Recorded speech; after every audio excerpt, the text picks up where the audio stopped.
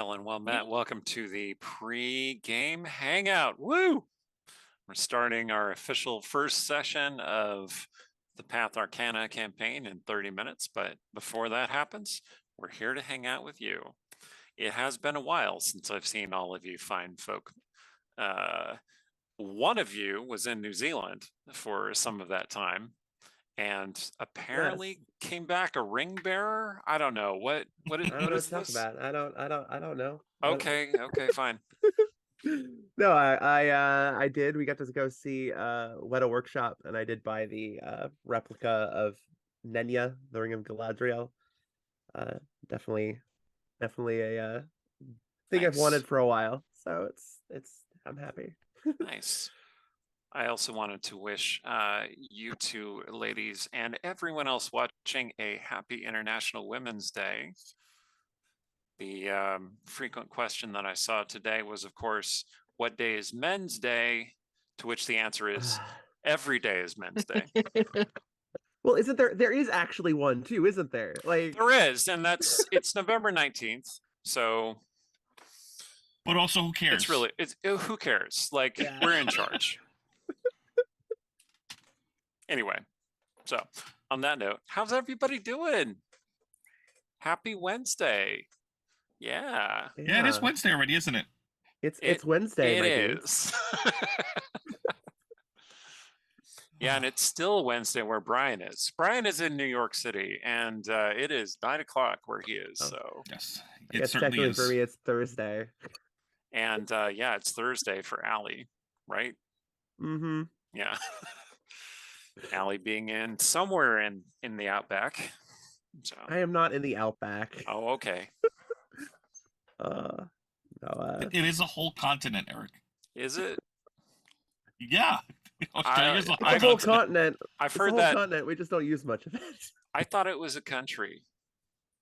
It's both. Yes. Yeah. I know. Well, But, that's good. Whereabouts in Australia are you exactly, Ali? I I'm realize I in. don't even know. I'm in. Which is funny because you've mailed me things. That's I'm true. in I just keep Victoria. forgetting. Okay. I'm in Victoria. Sort of down southeast, about like an hour southeast of Melbourne. So Okay. Cool. You know, the only reason I know Australian geography is because of The Block, which is Okay. the renovation TV show. And the reason I know because of that is because, like, I knew I suffered from it, but like I didn't realize how badly I suffered from the like, well, I know two places within a larger umbrella place. And so obviously those like two places, like people go back and forth like all of the time. Um, and so like, but the people on the block would be like, oh, well, you know, we're from bloody blah place. We'll just like go home to visit our kids and it'll be like a couple hour drive or whatever. And then the block will be near Melbourne and they'll be going to like Sydney or something to deal with family stuff. And it's like a 6 hour plane ride. And I was like, oh. Those two places are not close together. I know in the Western states, people get that. Like, I had a coworker who lived in, where did she live? Somewhere in Nevada. And people were always like, so you go to Las Vegas on the weekends, don't ya? And she's like, that's 6 hours. Indeed, I do not. Yeah. That's like asking a New Yorker if they drive to Toronto on the weekends. Like, it's a little bit farther than that. Just a bit. Just a bit. Oh. I have never actually been to New York. Are you serious? Yes. I'm nearly wow, 40 okay. years old and I have still never been to New York. Oh wow. Brian has failed to invite me every time we hang out. I hope to visit the New York State at least later this year sometime. One of my partners lives up that way, so I'll be trying to pay a visit. We'll see how the money shakes out. You're gonna do one of those upstate fall like tree extravaganza situations? Oh Lord, I have no idea. Maybe I will be trying to go around my birthday, which is in November. So we'll see how that goes. Right Might be a now, little late, but the ticket prices are not If you're going great. to upstate New York in November, be prepared for snow. yeah. I'm looking forward to it. We don't have much snow here No, be ever. prepared for areas with impassable snow. Also fair.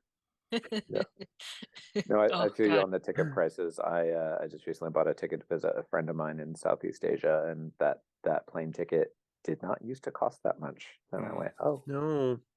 Yeah, I was looking and I was able to find some cheaper ones, but most of them were around $2,300 round trip Australian. Jeez. And I found ones that were about 1,500, and the options were either go earlier in November and miss my birthday, or be there for a month. So Oh wow. we'll see. We'll see how I work that out if I can get the money together. Uh, alas, travel's gotten a little wacky. I know at least the New Zealand trip was relatively inexpensive for airfare. It was, I think, $500 per person, but from where I am, which is, not that far away. It's a quicker flight to go to Auckland than it is to fly to Perth on the so I'm looking up right now the conversion rate from American currency to the US to Australian because I have zero conception of like what that's like. Another thing that valid. Block has taught me. Because Valid. I'm like, your house went for what? The dollar is stronger than the Yes. Australian dollar, but it's not Mhm. like double or anything. It's like No. half So No, 500 again. 500 Australian is 330 American. Okay. It's not bad. Yeah, that's Uh, kind of what I was thinking. I know that when I was when I was had to when I went to the UK back in August, that was double because all of my money was in Australian dollars, and it's like Yeah. the pound was like worth twice as much. It's like, oh, Well, I mean, speaking of the UK, I'm really glad that Rhiannon clarified like what the block you were talking about was because you just said, "Oh, I know it because of the block," and I was like, "But wait, isn't Attack the Block set in London?" Yeah, I've talked about it on Hangouts before, so it wasn't like 100% Yeah, out of well, left field. But that's also indicative of where my brain is this week. That you said the block, and I went like Attack the Block. What? the block is they call it that because they buy like 5 houses. In the originally it was like 5 condos, but now they do like 5 houses. So they're like all in a row or all like near each other. And then the competition is different teams doing each of the 5. And so it hits all my like sort of like reality TV crack kind of points, because with as far as like reality TV, a huge generalization, but often many American ones are like they try to like manufacture drama and they like keep pushing on people until they become assholes. So like the challenges are like choose 2 people to screw over, and then they do because you have to. Like, so that's the American ones. And then on the other side there's the British ones where they're all helping each other, and like it's all like they want everybody to win because they're great friends. And then, some of the American ones are like, oh wait, like people like this. But then I found the Australian is a sweet spot for when I don't need quite like as much hand holding together as the British reality shows. And the Australian ones strike me as they cast dramatic people and let them free.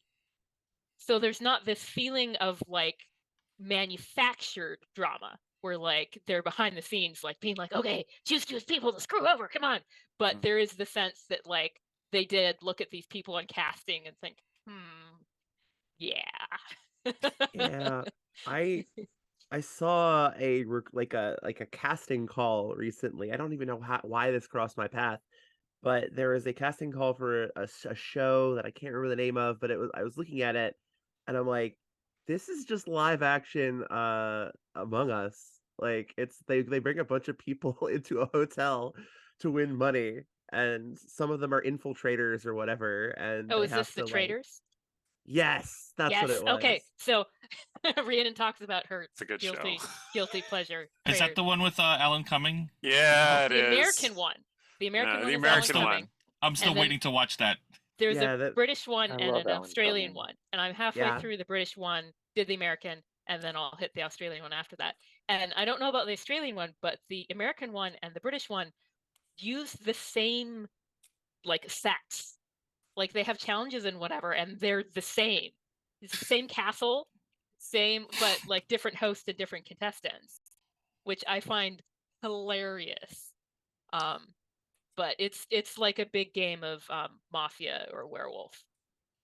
Or Yeah. Among Us. And you yeah. know that Yeah. was the meeting where someone's like, "Wow, Among Us, that sure did blow up during the pandemic. I wonder how we could capitalize off that." right. So, so the thing, okay, so there was this show back in like 2003 called The Mole, and they recently rebooted and did another season of it like just last year or something.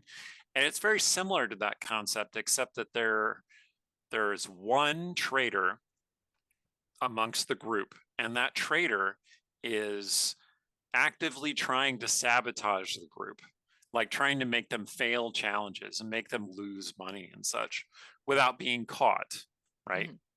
And I had watched that, and then I watched Traders, and it's different because the traders aren't trying to sabotage the group; they want to win money too. That's the thing. That's why it's Werewolf or Mafia, not Among Right. Us. Yeah, Yeah. so It makes it Valid. so that much interesting harder distinction. Mhm. because they're not doing any sabotage, so you can't catch them on the sabotage. Yeah, You they're just just have to eliminating catch them players. through like the pattern of eliminations or the pattern of who's throwing suspicion on whom. Yeah, or if And- they say something really stupid at the breakfast. Well, yeah, I mean, that's the thing. Like, okay, so I was trying to explain this concept to somebody, and first off, he couldn't understand like what you would even go on if nobody's trying to sabotage anything. And I'm like, oh well, you know, this and that. And then he's like, well, how long are they there? Well, probably like 2 weeks or something. And he's like, well, how could anybody not hold it together for 2 weeks? And I'm like, demonstrably, most people cannot. Because See like where the people are so bad. They're so Mhm. bad at finding the traitors. They're Mhm. some of them are not great at being traitors. Like, and they're so convinced they're so good, and they are Mhm. so Yeah. bad. People Yeah, vastly underestimate their ability to hold up in under moderate pressure. Forget about severe pressure. Just like I have a secret, and I'm supposed to keep it until Friday, right? And Thursday morning, I'm like, I gotta tell somebody. I gotta tell somebody. It's okay if I tell my wife, right? That doesn't count. Well, I mean, and I think yeah. Go on. they underestimate how much they're social creatures too. Because the thing is that they're hanging with these other people all day, and they're trying to like work together on the challenges, and then they have to go and like kill one of them or lie to one of them. And the traitors who go the most off the rails are often the ones who are like, but my friend, I don't want to murder my friend. And I'm having to lie to these people. So Meanwhile, you've got me and Among Us who just relishes taking out people I know. says the Eric's person played who's Among playing Us the with me, he character based knows. on justice. Yeah. yeah. Very warped kind of justice. Yeah. Yeah. I was like, how well would I do? Knowing that however well I would think I would do, I have to subtract like say 40% because people don't know how well they would actually do. And I'm like, but knowing that, predict how well I would do. And I think I wouldn't do that well because less so in the American one, but because I think the personalities involved, nobody kept quiet. But in the British one, people who kept quiet like come under a lot of fire because people are like, oh, you're a traitor and you don't want to like throw suspicion on anybody, because if we find out that was false, then we're coming back to you or something. So you're just keeping quiet. Like, you're such a traitor, you're so quiet.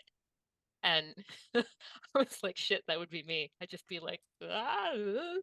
In an Among Us game, I did once murder one of the other players in front of somebody who then immediately reported the body, and then I convinced everybody that that person had done it in front of me. Oh, That was, I think I convincing remember people that. of the self-reports is real fun. Yeah. It was amazing. Yeah. I believe it. I've played enough with you to believe that. I don't know if that reflects well on me or really creepily on me. Anyway, Yeah, absolutely. Yeah, It does. See, if I want to watch TV where there's a good mix of drama, self-delusion, but also genuine love and feeling, I just watch Drag Race. There you go. Valid. Okay, so who else is watching Last of Us? No spoilers. I'm gonna Okay. get there eventually. I I am just waiting. like I can't do tension right now. I couldn't Season even watch. finale is the end is this weekend. Looking forward to it. Perfect. behind. Because once the finale hits, I will then subscribe and watch it. Because So many people are so not ready. I'm just gonna say that. I That's it. I That's all I'm started gonna say. watching. I started watching, and then I played through the first game, and then I played most of the second game. I started watching, and then I remembered what the very first episode. Then I remembered what happens in the beginning, and I was like, I'm not emotionally prepared. Can't do it. No. As a father, I'm not emotionally prepared right. to get past this part to get to the other part, and I haven't picked it back up. I can't do it. No, it's okay. It's understandable. So as someone that didn't play the games but still had a gist of knowing what was going on, I found it really hard. But episode 3 got me hooked. But I found that my problem with this episode 1 and 2 is that I was like, Ellie is so unlikable. I just don't care. Eat her. Go for it. Oh wait, you can't eat her. Like, but See, I like And- unlikable characters though. That's anyway, no. is that because you play them, Eric? Is it Yeah, what? that's probably why. But I don't know. Like, I didn't particularly like the way Ellie was presented in the show early on, but she really grows on me, and I think on most people. Yeah, So. she's got an arc. It's just those first couple episodes, I was like, who am I supposed to care about right now? The third episode is really the make or break episode. Like, if you love that episode, or for certain qualifications of love, then the show is probably going to work for you. If you it's watched so it and good. you were like, I just do not care at all, then don't watch the rest of the show, I guess. Are there I don't know, it's humans real that good. watched the third episode and were unaffected? And None that matter. None that matter, yeah. Okay. None whose opinions really I mean, matter. I haven't seen the third episode, but it was pretty hard to hide from the media conversations about what they focused on in the third episode. So good. And knowing about what they focused on, there's going to be a certain category of people that specifically don't continue to watch the show because of the third episode, and I don't particularly have a use for those people. Yeah. Well, Dungeon and for those Scrawlers people- has always been and always will be a pro queer content stream. So And I was gonna say, I was want like, to make did you that not? clear. Even though I didn't play the game, I know enough to be like, oh wait, you don't like queer content? Like, have you not played the game? Because am I wrong? There's some Yeah. content. Yeah. Anyway, Yeah. it's good. It's good. You'll enjoy it, Rhiannon. We're not going to spoil anything. Well, I don't know that, like, I don't know if it's my kind of thing, but it's definitely not my kind of thing right now. So I can't even watch sure. Poker Face because I'm so Ooh. worried for the main character, even though I know that by the end of the episode, she will be fine, but she's, continually in peril. That's true. Like, I can't sit with the protagonist's peril at that level for the length of an episode. So, just saying. I'm at Flora's lava level. Yeah, no, Fair enough. understood. Yeah, Poker Face is another pretty good show. The wife and I have been enjoying that one greatly. It confused the heck out of my parents. Have I told that story in this No. hangout? No, okay, yeah. Well, because it's I knew, I don't know what they knew. They'd read an article that said it was like a modern day Columbo, and they like Columbo, so they're like, yes. And so from that, I knew that like it's not about who done it, it's about how catch 'em is the right. So we already know that it's going to happen. But what Poker Face does, for those who haven't watched it, is that we see the murder and then we jump back and we see the protagonist meet the murdered person before they were murdered, and then we continue on with her solving their murders. So it's a little bit of a different order to it, but it does make sense because she has a reason to care about solving the murder because she met that person before, even if it was only briefly. But they don't do any title cards or anything. There's no like 3 days earlier or anything like that.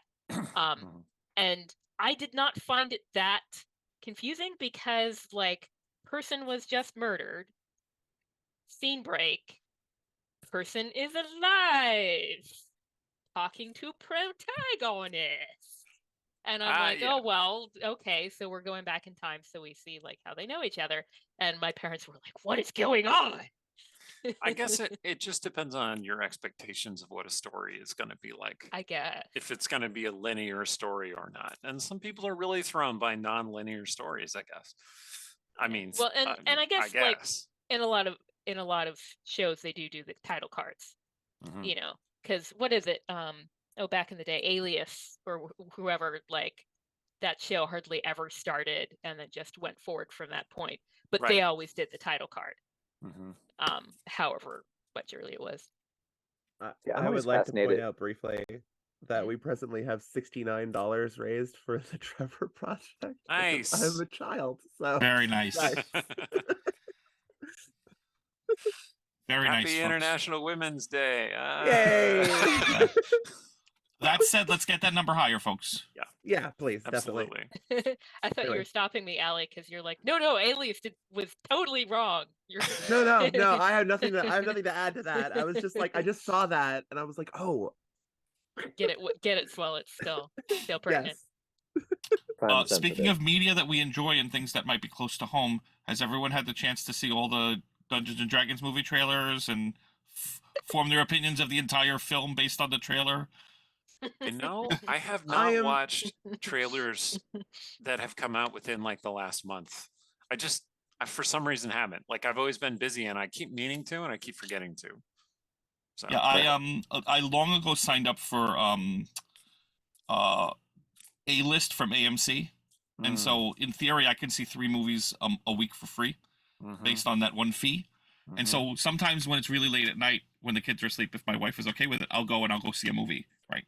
So, like, I saw Ant-Man, but I saw it much later after its release, and I'll probably see Creed 3 next week. And this month, there's all kinds of movies coming out, and I'm just like, I'm getting a lot for my money. Like, Ant-Man, Creed, John Wick, the D&D movie, which I'm sure I'm going to see more than once because I have to. And then I get to make notes. Oh, Ed wrote that, and Eric wrote that, and Eric wrote that. And just because of where it's set and the things that they're pulling in. But I was gonna say, I was like, wait, Eric, you wrote part of the D&D movie. Why are you keeping these things from me? I wrote things that might show up in the D&D movie. Right. So if the D&D movie Neverwinter, I probably wrote stuff that shows up in the movie. You almost certainly did. And they're using Thebershad that Eric Boyd created, and like these are not like just these things don't just come out of thin air. People create these things, right? But it's fun when you can call or message your friends and be like, "Can you believe what they did with your thing?" So I'm really looking forward to that opportunity. I'm still optimistic. I'm still hoping that Hugh Grant is playing Daggett Neverember, and we just don't know it. That's my hope. Anyway, although I gotta say, as the guy who wrote most of the 4E stuff about Daggett Neverember, my ideal Daggett Neverember was always Bob Salvatore. So Really? mhm. That's what he looks like to me in my head. Well, it looks like I don't know that Bob could quite carry the formality. Let's put it that way. Bob is a really straightforward kind of honest opinion guy. Well, so is Daggle when he can be. Anyway. Anyway, So if I were shooting a Neverwinter movie, I would cast Bob in that movie as a cameo for Daggle Neverember. Anyway, so okay, and I have a question about the D&D movie, and then we need to go to our little cut to commercial. So is that Valandra Shadowmantle or not? Do we know? Do we know? I don't know. We don't know. Okay, it's fine. All right, so we need to go to a little break and do a commercial. So come back in just a couple minutes, and we'll see you then.